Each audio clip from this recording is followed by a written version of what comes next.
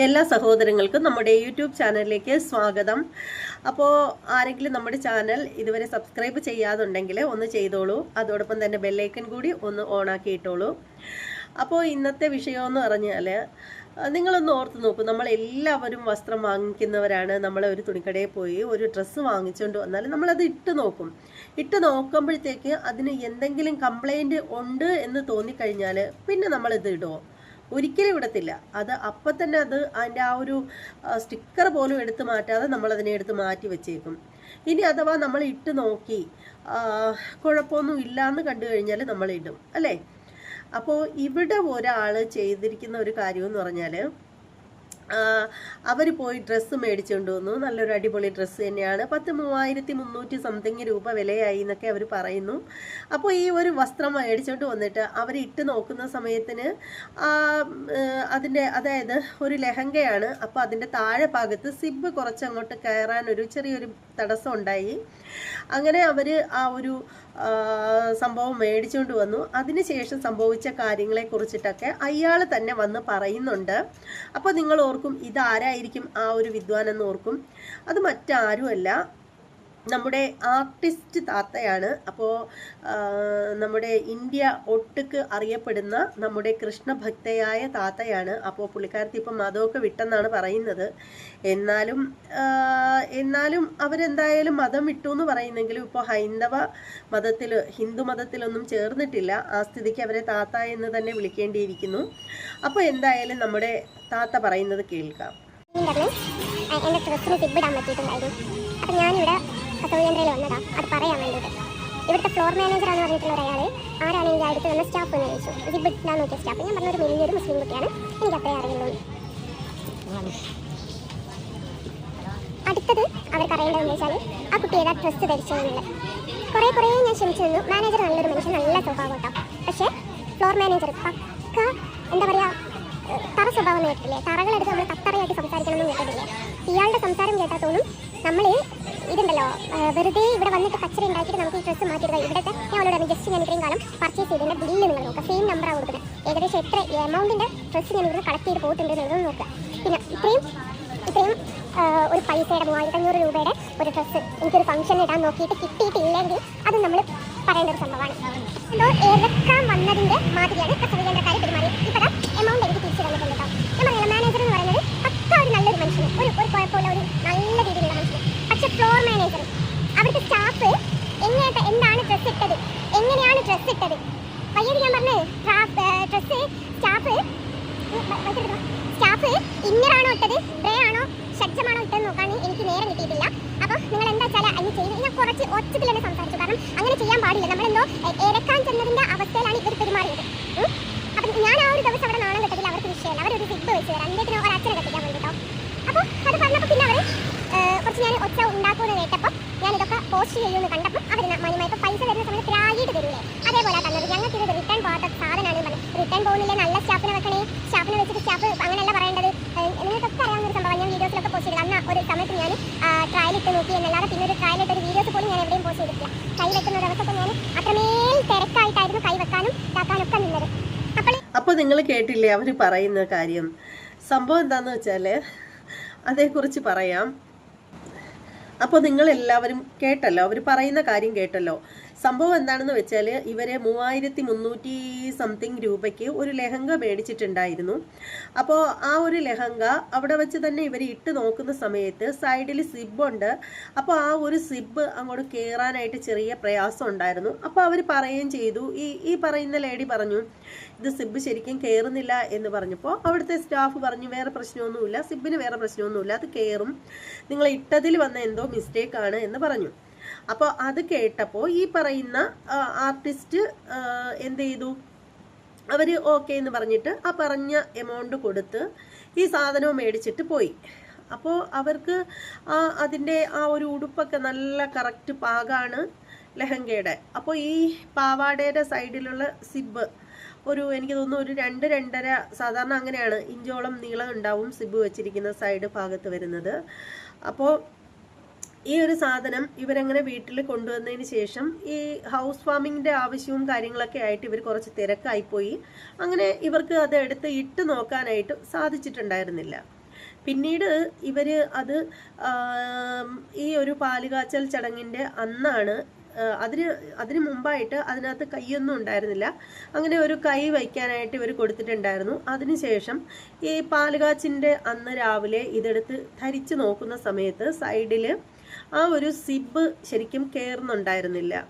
പകുതിയോളം മാത്രമേ കയറിയിട്ടുണ്ടായിരുന്നുള്ളൂ എന്നാണ് അവർ പറയുന്നത്. കുറച്ച് മാത്രമേ കയറിയിട്ടുണ്ടായിരുന്നുള്ളൂ, ഫുള്ളായിട്ട് കയറുന്നില്ലെന്ന്. അങ്ങനെ അവർക്കത് ധരിക്കാൻ പറ്റില്ലായിരുന്നു, പക്ഷെ അവരത് ധരിച്ചു. അതാണ് വാസ്തവം.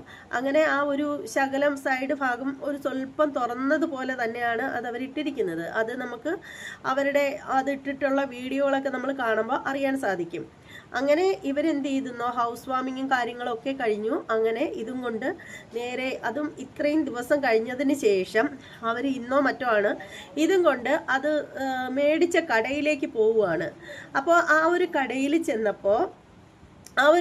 ചെന്നപ്പോൾ അവിടെ ചോദ്യം ഉണ്ടായി, ഇത് ആരാണ് തന്നത്, ഏത് സ്റ്റാഫാണ് തന്നത് എന്നൊക്കെയുള്ള കാര്യങ്ങളൊക്കെ ചോദിച്ചു. അത് സ്വാഭാവികമായിട്ട് നമ്മളൊരു സാധനം മേടിച്ചിട്ട് തിരികെ കൊണ്ട് കൊടുക്കുമ്പോൾ അതൊക്കെ ചോദിക്കും. അപ്പോൾ ഇവർ പറഞ്ഞു അതൊരു ലേഡി, ഒരു മുസ്ലിമാണ്, പിന്നെ ഒരു സ്കെൽറ്റാണ് ആള് എന്ന് മാത്രം പറഞ്ഞു. പിന്നെ നിങ്ങൾക്ക് അതേക്കുറിച്ച് മനസ്സിലാക്കണം എന്നുണ്ടെങ്കിൽ അന്നത്തെ ദിവസം ആ ഒരു ടൈമൊക്കെ പറഞ്ഞു കൊടുത്തു. എന്നിട്ട് അന്നത്തെ CCTV പരിശോധിച്ചാൽ മനസ്സിലാവും എന്ന് പറഞ്ഞു. പക്ഷെ അവര് അതിനൊന്നും തയ്യാറായിട്ടുണ്ടായിരുന്നില്ല എന്നാണ് പറയുന്നത്. അപ്പോൾ അവിടെ ഒരു മാനേജർ, മെയിൻ ആളല്ല, അസിസ്റ്റൻ്റ് ആയിട്ടുള്ള ആള് ഇവരോട് കുറച്ച് കടുപ്പത്തിന് സംസാരിച്ചു എന്നാണ് ഇവർ പറയുന്നത്. അപ്പോൾ ഈ ധരിച്ചിരുന്ന, അതായത് അന്നത്തെ സ്റ്റാഫ് ധരിച്ചിരുന്ന വസ്ത്രം എന്താണെന്ന് ചോദിച്ചപ്പോൾ ഇവർ ദേഷ്യം വന്നിട്ട് ഇവർ പറഞ്ഞു അത് ഇന്നറോ അണ്ടർ ഗാർമെൻറ്റ്സ് ആണ്, ഞാൻ എന്താ പറയുക, അപ്പോൾ അടിവസ്ത്രങ്ങൾ, അതിൻ്റെ പേര് പറഞ്ഞു അതാണോ ധരിച്ചിരുന്നതെന്ന് എനിക്ക് നോക്കാൻ സമയമില്ലായിരുന്നു എന്നുള്ളൊരു മറുപടി ഇവർ പറഞ്ഞു അത്രേ. അങ്ങനെ അവർ ആ ഒരു സാധനം മാറ്റിയെടുപ്പിക്കുന്ന ആ ഒരു സാഹചര്യത്തിൽ അവിടെ ചെറിയ കച്ചറയൊക്കെ ഉണ്ടായി. അപ്പോൾ ഇവർ ഉച്ചത്തിൽ വായെടുത്ത് സംസാരിച്ചു എന്നാണ് അവർ പറയുന്നത്. എന്നിട്ട് ഇവർ ഷൗട്ട് ചെയ്തു എന്ന് മാത്രമല്ല, ഇവർ വീഡിയോ എടുക്കുന്നുണ്ടായിരുന്നു. അത് സ്വാഭാവികമായിട്ടും യൂട്യൂബേഴ്സ് എല്ലാം അങ്ങനെ തന്നെയാണ്. അവർക്ക് എന്തെങ്കിലും ഒരു ഇഷ്യൂസ് ഉണ്ടായിക്കഴിഞ്ഞാൽ അല്ലെങ്കിൽ കഴിയുമെന്ന് തോന്നിക്കഴിഞ്ഞാൽ അവരപ്പോഴേ വീഡിയോ എടുക്കും. കയ്യിലൊരു ചാനൽ ഉണ്ടെങ്കിൽ പിന്നെ അങ്ങനെ ചെയ്യാലോ, ഈ ഷാജി ചെയ്യുന്ന പോലെ.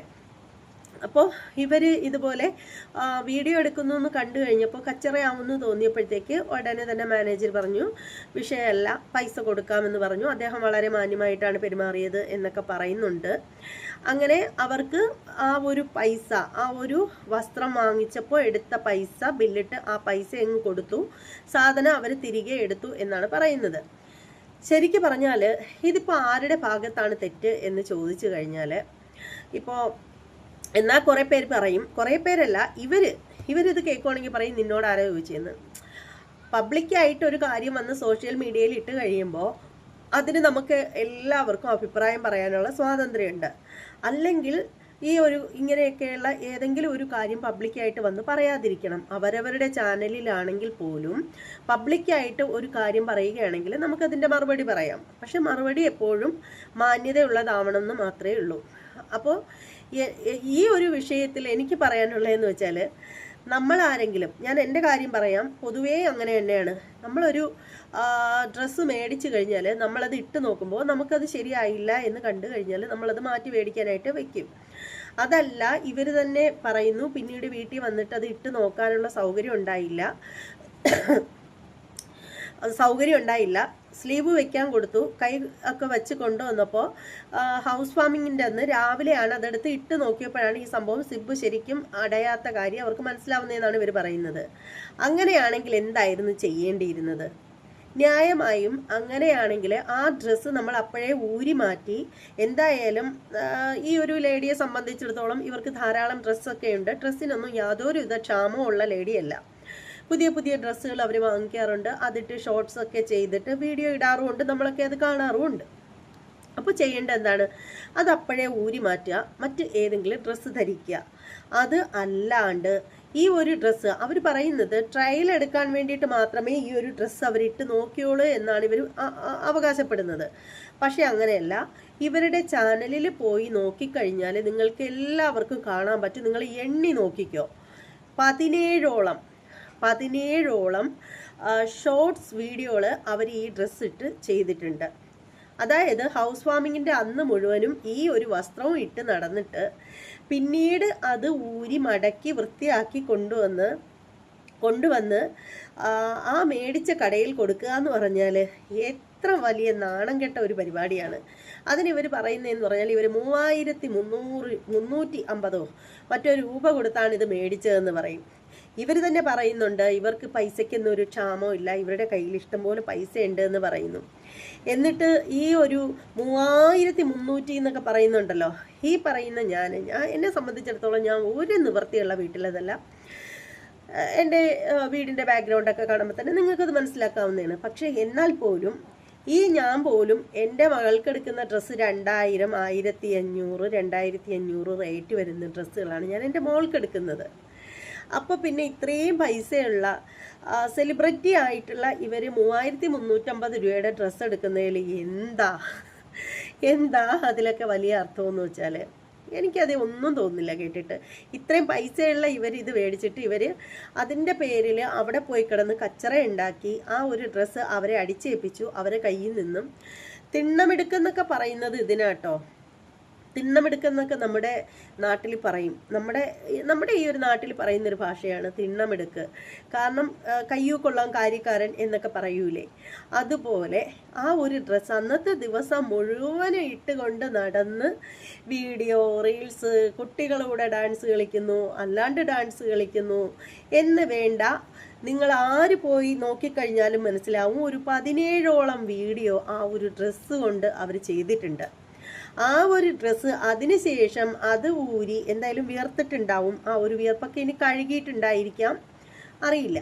അപ്പോൾ ആ ഒരു ഡ്രസ്സ് എടുത്ത് മടക്കി തിരിച്ച് കൊണ്ടുവന്ന് കടയിൽ കൊടുത്തിട്ട്, അതായത് ഹൗസ് വാമിങ്ങിന് വേണ്ടി വാങ്ങിച്ച ഡ്രസ്സ്, അത് വളരെ ഇഷ്ടപ്പെട്ട് മേടിച്ച ഡ്രസ്സ്, അന്നത്തെ ദിവസം മുഴുവനും അത് ഇട്ട് അടിച്ച് പൊളിച്ചതിന് ശേഷം തിരിച്ച് അത് ഊരി ക്ലീൻ ചെയ്ത് ആ ഒരു കടയിൽ കൊണ്ടു കൊടുത്തതിന് ശേഷം അവിടെ നിന്നും ലഹളയുണ്ടാക്കി പൈസ മേടിച്ചു. ആ പൈസ മേടിച്ച് പോകുന്നു എന്ന് വെച്ചാൽ വല്ലാത്ത ജാതി. സാധാരണപ്പെട്ട ആരെ കൊണ്ടും പറ്റാത്തൊരു കാര്യമാണ് അവർ സാധിച്ചെടുത്തത്. ഇതിനാണ് പറയുന്നത് കയ്യൂ കൊള്ളോൻ കാര്യക്കാരൻ എന്ന് പറയുന്നത്. എന്നിട്ട് പറച്ചിൽ വീണ്ടും ആ ഒരു കടക്കാരെയാണ് വീണ്ടും വഴിക്കുന്നത്. പോകുന്ന വഴിക്ക് എനിക്ക് തോന്നുന്നു അവരുടെ കയ്യിൽ പിന്നെ അന്ന് ഇവർ വീണു എന്നൊക്കെ പറഞ്ഞിട്ടും കൈ ഒടിഞ്ഞെന്നൊക്കെ പറഞ്ഞിട്ട് ചിലരൊക്കെ ചാനലിൽ വന്നിട്ട് പറയുന്നത് കേട്ടിട്ടുണ്ടായിരുന്നു. അന്ന് ഇവർ അതിനെ നന്നായിട്ട് എതിർത്തിട്ടും ഉണ്ടായിരുന്നു. പക്ഷേ എന്ത് സംഭവിച്ചു എന്നറിയില്ല. ഒരുപക്ഷെ അന്ന് ഇവരുടെ കൈക്ക് വേറെ പ്രശ്നങ്ങളൊന്നും ഉണ്ടായിരുന്നില്ല എങ്കിൽ, അന്നൊരു പ്രശ്നം ഉണ്ടായിരുന്നില്ലെങ്കിൽ ഒരു പക്ഷേ ഈ ഒരു കടക്കാരുടെ പ്രാക്ക് തന്നെ ആയിരിക്കാം. അവരുടെ കൈ പ്രശ്നമായി കയ്യിലൊരു ബാൻഡേജൊക്കെ തൂക്കി വെച്ചിട്ട് ഒരു കവറിനകത്തൊക്കെ കൈ പൊതിഞ്ഞ് സേഫായിട്ട് വച്ചിട്ട് അവർ പോകുന്നുണ്ട്. അപ്പോൾ എന്തായാലും വളരെ മോശമായിപ്പോയി എന്ന് എനിക്ക് ഈ ഒരു കാര്യത്തിൽ പറയാനുള്ളൂ. കാരണം നമ്മളെ ഇട്ട് മുഷിഞ്ഞ് കൊണ്ട് നടന്ന് നമ്മുടെ വിയർപ്പ് പറ്റിച്ചിട്ട് നമ്മളത് കഴുകി ക്ലീൻ ചെയ്ത് കടയിൽ കൊണ്ടു കൊടുക്കുക, എന്നിട്ട് ആ മേടിച്ച പൈസ ഇങ്ങ് തിരികെ മേടിക്കുക. എന്തല്ലേ, ആരെങ്കിലും ചെയ്യുന്ന പ്രവൃത്തിയാണോ ഇതൊക്കെ? വളരെ മോശം. കയ്യൂ കൊള്ളാം കാര്യക്കാരൻ, അത്രയേ ഉള്ളൂ. കടയിൽ ചെന്ന് ഒച്ച വെച്ച് ബഹളം വെച്ച് അവരുടെ കയ്യിൽ നിന്ന് കുത്തിന് പിടിച്ച് പണം മേടിക്കുന്നു എന്ന് പറയുന്നില്ലേ, അതുപോലെ പൈസ മേടിക്കുക. എന്തല്ലേ, വല്ലാത്ത ജാതി. ഈ വീഡിയോയെക്കുറിച്ചിട്ടുള്ള നിങ്ങളുടെ അഭിപ്രായം എന്താണെന്ന് വെച്ചാൽ സത്യസന്ധമായിട്ട് കമൻറ്റ് ചെയ്യുക.